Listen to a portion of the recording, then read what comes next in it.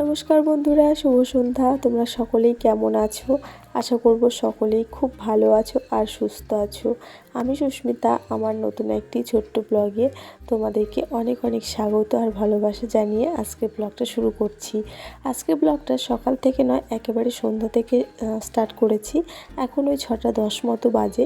তো সন্ধ্যা 6টা থেকে রাত্রি 10টা পর্যন্ত বা ঘুমোতে যাওয়ার আগে পর্যন্ত যা যা কাজকর্ম আমি করে থাকি সেগুলোই টুকিটাকি তোমাদের সঙ্গে শেয়ার করব। আশা করব তোমাদের ভালো লাগবে। তো তোমরা ব্লগটা কন্টিনিউ করো আর আমি ব্লগটাকে এখান থেকে এগিয়ে নিয়ে যাই। তো এখন তো 6:10 বাজে বললাম। তো সন্ধ্যা মানে আরও একবার চা খাওয়ার পালা। তো সেটাই আমি এখন এই যে চা করে নিয়েছি, লিকার চা। আর এখন চা খেতে খেতে একটু গল্প গুজব, আড্ডা, মা মেয়ে হাজবেন্ড মানে সকলে মিলে আর কি একটু হই হুল্লোড় মজা মস্তি আর কি সবটাই হয়ে যাবে এই চায়ের সঙ্গে। তো চলো, এদিকে চা তো নিয়ে চলে এসেছি ঘরে। আর ওইদিকে তোমাদের দাদাভাই মাম্মামকে ভাত খাওয়াচ্ছে।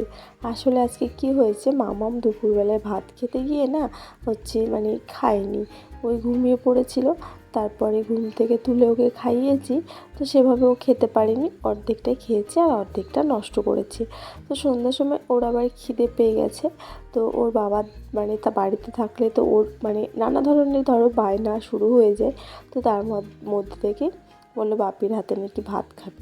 তো সেটাই, ওর বাবা এসেছে আর আজকে কাজ থেকে অনেক লেট করে এসেছে। আর ওই যে গ্যাসের কানেকশান নিয়ে আগের দিন তো তোমাদেরকে বললাম ভীষণ একটা সমস্যায় পড়েছি। তো অফিসে যাতায়াত করতে হচ্ছে, ঘোরাঘুরি করতে হচ্ছে না, তো অনেকটা হয়রানি হতে হচ্ছে। তো বাড়িতে কি বলবো, কাজ থেকে আসার পথে গ্যাস অফিসে ঢুকেছিল। তো সেখানে গিয়ে বাড়ি আসতে আরও অনেকটাই লেট হয়ে গেছে। তো তারপরে এসে হাত মুখটা ধুয়ে একটু বসতেও পারিনি, আসতে না আসতে ওর আবদার শুরু হয়েছে যে ভাপি খাইয়ে দাও। তো ওটাই এখন ওর বাবাকে খাইয়ে দিচ্ছে। আর আমরা ওইদিকে ভাত খাওয়াতেই চাটাও খেয়ে নিলাম আর একটু গল্প গুজবও করে নিলাম। আর আমি কিন্তু 5:30 6টার মধ্যেই রাত্রের রুটিটা করে নিই। তো আজকে দেখো রুটিটাও আমি ভেজে নিয়েছিলাম আগে। তো এদিকে এখন তোমাদের দাদাভাইয়ের টিফিনটাকে আমি এখানে গুছিয়ে দিচ্ছি। আর আজকে দুপুরে রান্না করেছিলাম হচ্ছে মাছের মাথার ঝোল বলতে পারো, বা কি বলবো এটাকে, আলু ছাড়াই মশলা কষিয়ে হালকা একটু জল দিয়ে মাছের মাথাটা রান্না করেছিলাম। মাছের মাথা দিয়ে ডাল করব ভেবেছিলাম। তো মাছের মাথা দিয়ে ডালটা তো প্রায়ই খাওয়া হয় মাঝে মধ্যে, কিন্তু এইভাবে খাওয়া হয় না। অনেক দিন আগে খেয়েছিলাম, তো আজকে ভাবলাম যে এরকমটাই করি।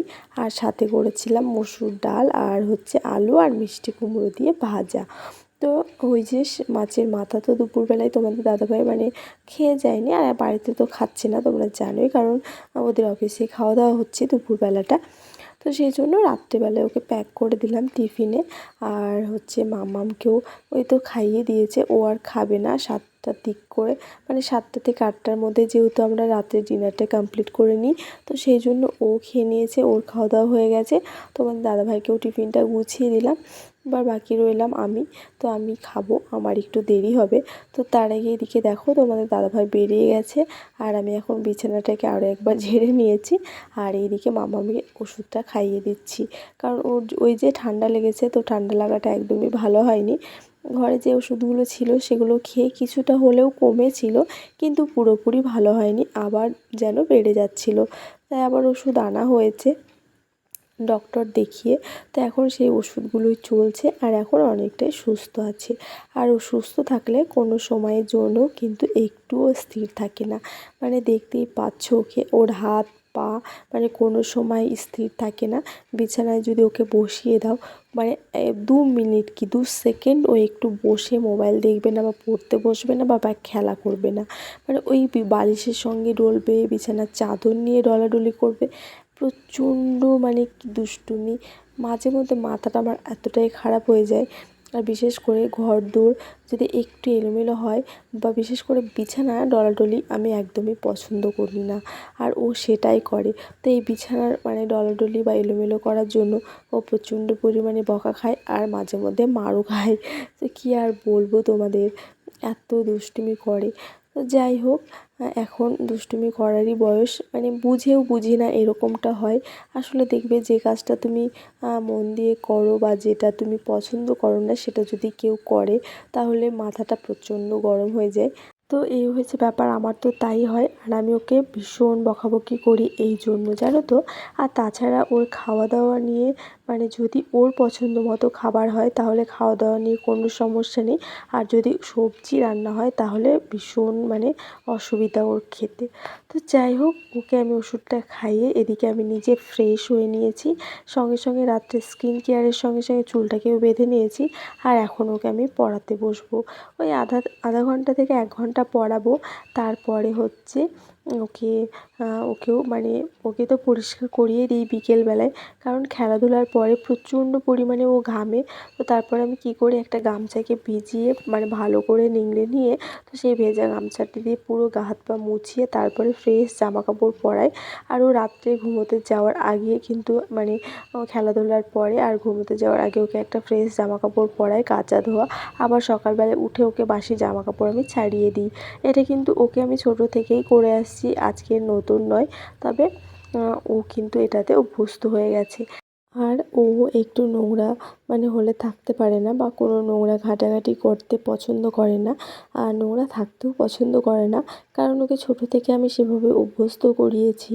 কারণ ও বাইরে বেরোলে জুতো পায়ে দিবে। অনেক বাচ্চা থাকে যে জুতো ব্যবহার করতেই জানে না এখনও পর্যন্ত, বা সেভাবে অভ্যস্ত নয়, কিন্তু ও জুতো ছাড়া এক পাও চলতে পারে না। আর মানে কী বলবো, নোংরা আর কি খুব কম পছন্দ করে।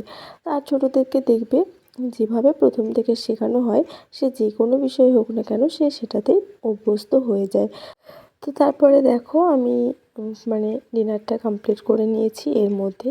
আর তারপরে আমার বেশ কিছুটা কাজ থাকে, সেগুলো হচ্ছে রাত্রেবেলায় ঘুমোতে যাওয়ার আগে এই যে কিছুটা ড্রাই ফ্রুটস আমি ভিজতে দিই।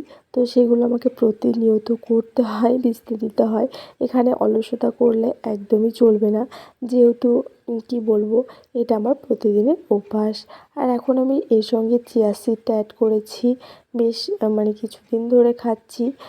তো দেখা যাক, রেজাল্টটা আমি তোমাদেরকে পরেই জানাবো। আগে 1 মাস হোক, খাই, বুঝতে পারি ভালোভাবে, তারপরে আমি তোমাদের সঙ্গে শেয়ার করব। এটা আমি ফার্স্ট টাইম খাচ্ছি, এর আগে আমি কখনো চিয়া সিড কিন্তু খাইনি, এই কদিন ধরেই খাচ্ছি বলতে পারো। তো তারপরে আমার ওই যে ভিজতে দেওয়ার কাজগুলো সমস্ত কমপ্লিট হলো। আর তারপরে এখন এই যে 10:30 বাজে, মাম্মামকে ঘুম পাড়িয়ে দিয়েছি। আর এদিকে চলো মানে কিছু আমি কেনাকাটা করেছি সেটা তোমাদের সঙ্গে শেয়ার করি।